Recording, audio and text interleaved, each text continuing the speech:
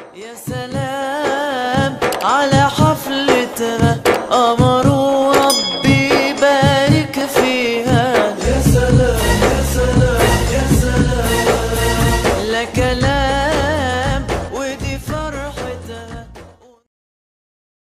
Assalamualaikum warahmatullahi wabarakatuh.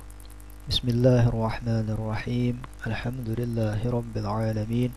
Allahumma shalli wa sallim ala sayyidina Muhammadin wa ala alihi wa sahbihi ajma'in.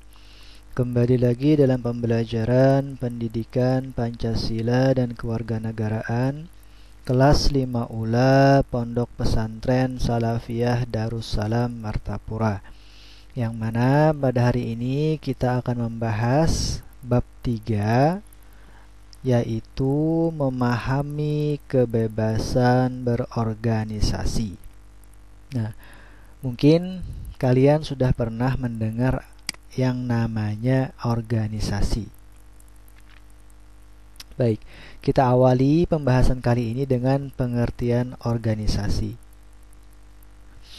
Kalau kita contohkan secara sederhana, organisasi ini bisa kita lihat dari lingkungan keluarga kita. Misalkan di rumah itu ada seorang ayah, ada seorang ibu, dan ada anak-anak. Nah, ayah itu bisa dikatakan sebagai ketua organisasi, dan ibu sebagai pengurus organisasi, dan yang menjadi anggota organisasi di keluarga itu adalah anak-anak. Nah, itu kalau kita contohkan secara sederhana. Baik, untuk pengertiannya, organisasi ini ialah sebuah tempat atau wadah berkumpulnya dua orang atau lebih yang bekerja sama untuk mencapai tujuan bersama. Nah, jadi ada sebuah wadah atau tempatnya, kemudian ada anggotanya, minimal 2 orang, itu sudah bisa dikatakan organisasi. Dan ada tujuan yang ingin dicapai bersama. Nah, kemudian jika ada pertanyaan, mengapa kita perlu berorganisasi? Jawabannya pertama, manusia itu adalah makhluk sosial. Makhluk sosial itu artinya tidak dapat hidup sendiri dan pasti memerlukan orang lain. Nah, yang kedua, manusia mempunyai keterbatasan dari segi waktu, tenaga, gerak, pikiran di dalam memenuhi kebutuhan hidupnya. Nah, artinya dengan keterbatasan itu kita memerlukan orang lain untuk mencapai tujuan yang kita inginkan. Nah, kemudian yang ketiga, kebutuhan manusia itu beragam-ragam atau bermacam-macam.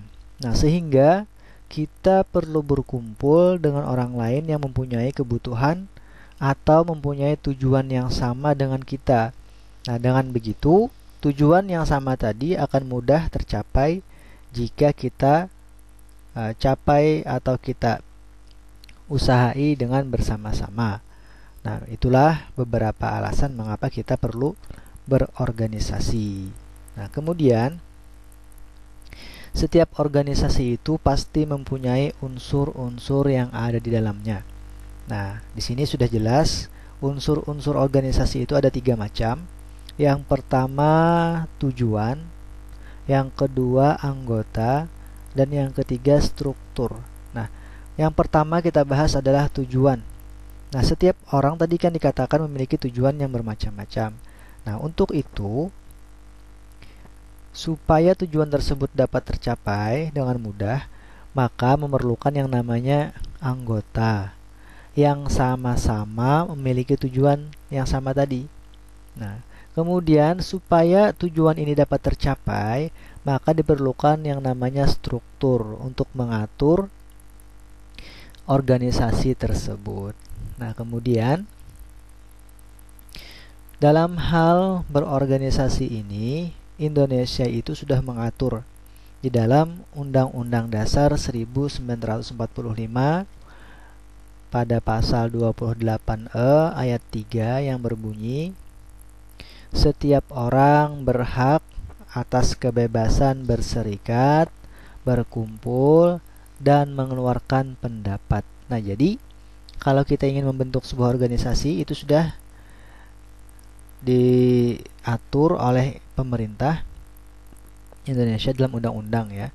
Jadi kita bebas untuk berserikat, berkumpul, ataupun mengeluarkan pendapat. Akan tetapi harus sesuai dengan Undang-Undang Dasar 1945. Artinya tidak boleh kita membuat organisasi yang menentang Undang-Undang Dasar 1945. Nah, inilah yang kita pelajari hari ini mengenai organisasi sekilas dulu ya. Nanti pada pertemuan selanjutnya akan kita bahas lebih mendalam mengenai organisasi. Baik, untuk hari ini Bapak rasa cukup. Semoga ada manfaatnya.